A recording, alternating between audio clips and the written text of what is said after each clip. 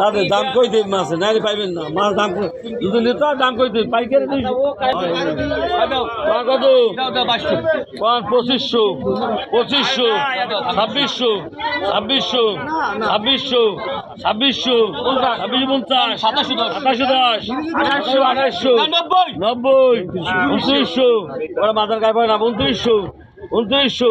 2900 20 50 90 90 3000 50 3100 90 90 90 90 3200 3200 10 20 50 60 70 80 80 3280 80 টাকা 3280 80 টাকা মিলন